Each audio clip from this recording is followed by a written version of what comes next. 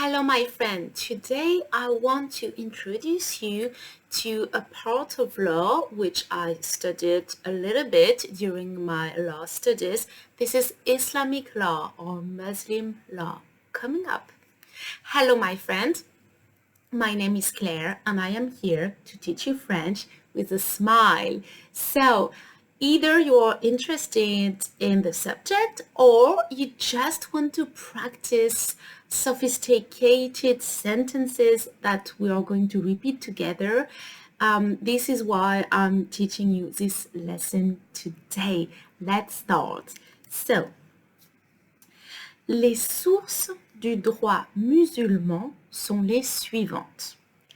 D'abord, le Coran et les précédents de Mahomet ou Hadith. Ensuite, le comportement divinement inspiré de Mahomet ou Sunna. Puis, le consensus né de la volonté d'unifier les traditions locales ou ijma. Et enfin, le raisonnement par analogie ou qiyas. So here, my friend, I'm saying Mahomet because this is very French, very strong French accent. But of course, you can say le prophète Mohammed, you can say Hamed, whatever is applicable to you. I'm just focusing here on teaching you French sounds, but you can replace Mahomet by the Prophet Muhammad or le Prophète Mohammed, of course. Okay, this first very long sentence means Muslim law sources are the following. First, the Quran and the precedents of Muhammad or Hadith, then the divinely inspired behavior of Muhammad or Sunnah, after the consensus born from the will to unify local traditions or ijma, and lastly, the reasoning by analogy or qiyas. Encore une fois, les sources du droit musulman sont les suivantes. D'abord, le Coran et les précédents de Mahomet ou Hadith. Ensuite, le comportement divinement inspiré de Mahomet ou Sunna. Puis, le consensus, so here we pronounce the S, le consensus, né de la volonté d'unifier les traditions locales ou ijma. Et enfin, le raisonnement par analogie ou qiyas. Ensemble, say it with me, my friend. Read it aloud with me. Les sources du droit musulman sont les suivantes. D'abord, le Coran et les précédents de Mahomet ou Hadith. Ensuite, le comportement divinement inspiré de Mahomet ou Sunna. Puis, le consensus né de la volonté d'unifier les traditions locales ou ijma. Et enfin, le raisonnement par analogie ou qiyas. Very good, my friend. So now let's move to a shorter sentence because we need to explain that within the Quran, there are two types of verses. Le Coran contient des versets légaux ainsi que des versets créant des obligations d'ordre dévotionnel. The Quran contains legal verses as well as verses creating obligations of devotional nature. Encore une fois, le Coran contient des versets légaux ainsi que des versets créant des obligations d'ordre dévotionnel. Ensemble, le Coran contient des versets légaux ainsi que des versets créant des obligations d'ordre dévotionnel. So today I'm focusing on the legal verses. So what do they have to say? Which area of life are they talking about in dealing with? Plus précisément, les versets légaux ont trait au statut personnel. Mariage, divorce, paternité, prise en charge de l'enfant, héritage. Au droit civil, transaction commerciale, droit bancaire, loyer, usure. Au droit pénal, à des dispositions à tendance constitutionnelle, droits et devoirs des citoyens, consultation dans les affaires publiques, à des dispositions à visée économique et financière, et enfin aux règles régissant les relations internationales. So here I want to highlight the verb avoir trait à quelque chose. Les versets légaux ont trait au. Okay? It means to relate. Avoir trait à quelque chose.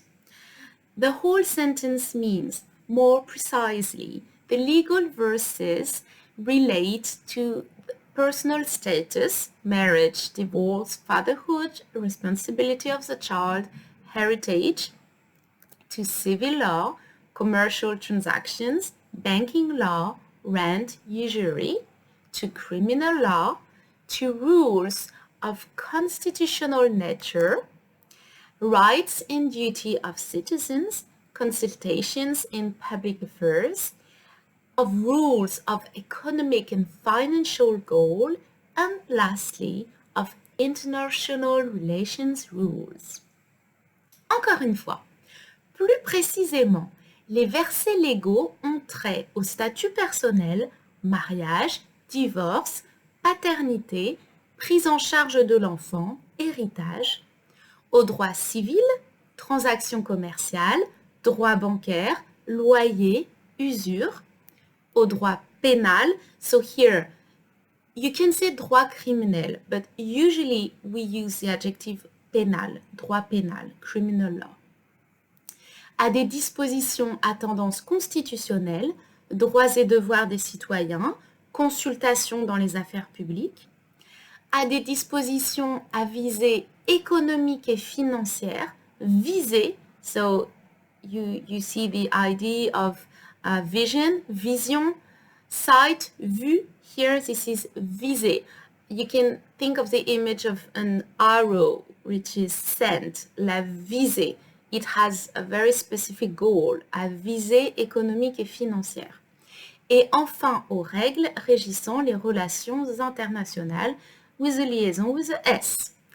Ensemble, say it along with me, my friend. Plus précisément, les versets légaux ont trait au statut personnel, mariage, divorce, paternité, prise en charge de l'enfant, héritage, au droit civil, transactions commerciales, droit bancaire, loyer, usure, au droit pénal, à des dispositions à tendance constitutionnelle, droits et devoirs des citoyens, consultation dans les affaires publiques, à des dispositions à visée économique et financière, et enfin aux règles régissant les relations internationales. Excellent, my friend.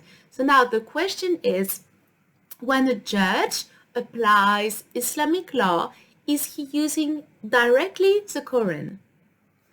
Le juge interprète-t-il directement le Coran? Non, mais il se fonde sur les interprétations authentiques établies sur cette base par les docteurs de la loi. Is a judge interpreting directly the Quran? No, but he uses as a foundation the authentic interpretations established upon that foundation by doctors of law. So here, my friend, remember that when the subject is a third person of the singular, so here we have le juge. We could have il, elle, or on, third person singular. When you ask the question by swapping the verb and the subject, interprète-t-il, you need to add a T.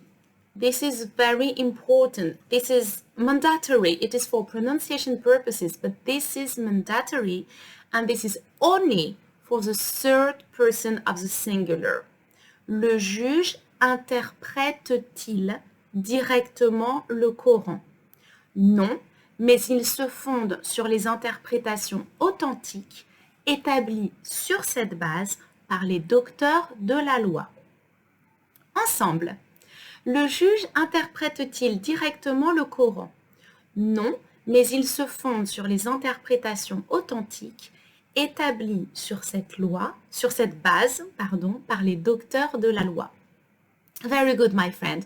And in Islamic law, there are 5 very important religious qualifications. And this is important because if you think of legal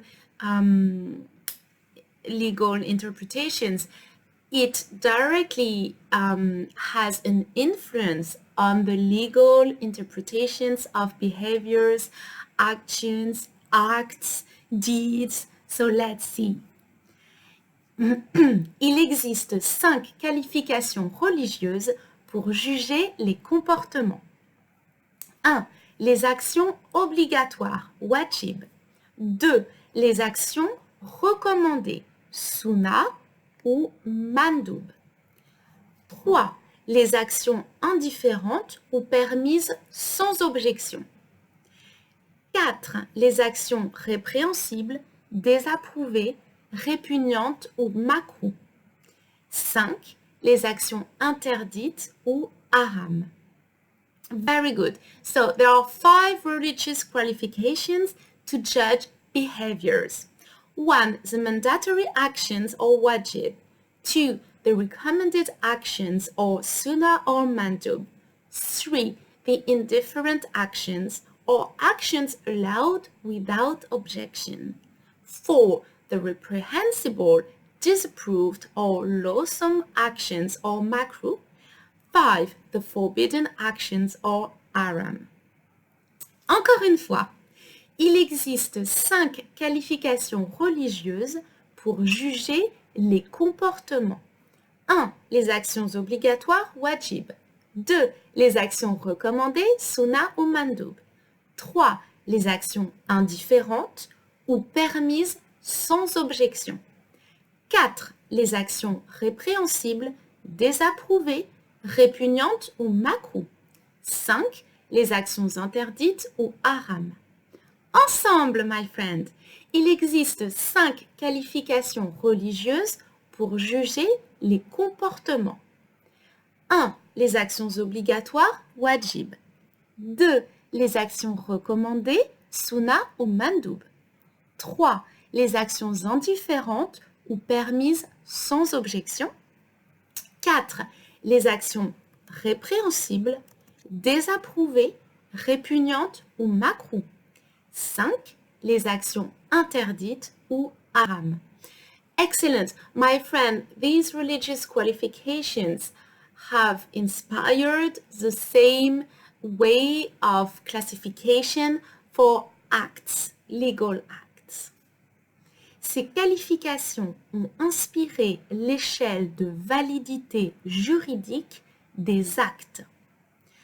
1. Les actes valides si la nature de l'acte et la situation dans laquelle il a été conclu sont en accord avec la loi. 2. Les actes répréhensibles si la nature de l'acte et la situation dans laquelle il a été conclu sont en accord avec la loi, mais si quelque chose de défendu y est associé ou makruh.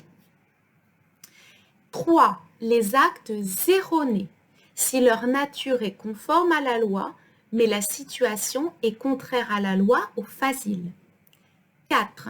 Les actes invalides, nuls et sans effet juridique ou ba'ati.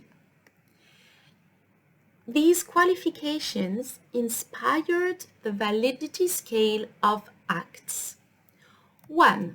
A valid act if the nature of the act and the situation in which it has been entered into are conformed to the law. 2. A reprehensible act or makruh if the nature of the act and the situation in which it has been entered into are conformed to the law, but something forbidden has been associated to it. 3. An erroneous act if its nature is in accordance to the law, but the situation is not conform to the law or fasil. for an invalid, null and void act or body. Encore une fois, ces qualifications ont inspiré l'échelle de validité juridique des actes. 1. Les actes valides si la nature de l'acte et la situation dans laquelle il a été conclu sont en accord avec la loi. 2.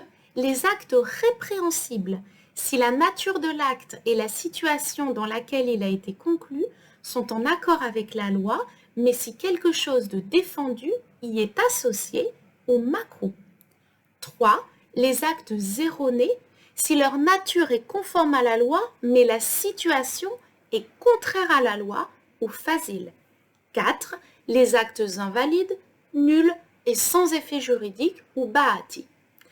Ensemble, ces qualifications ont inspiré l'échelle de validité juridique des actes.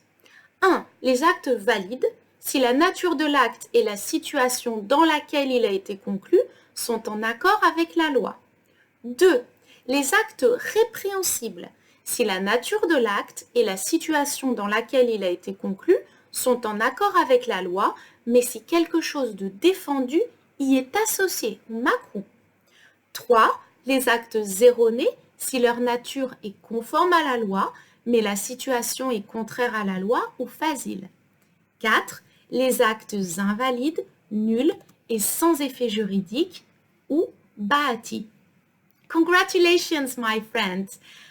I really hope it serves you. I'm going to continue to introduce you to several areas of law because I love it, and this is so important to practice, to repeat the sentences, to say them out loud. So valuable.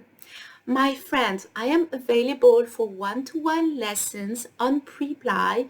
The link is below, and I see you very soon on French with a smile. Bye bye.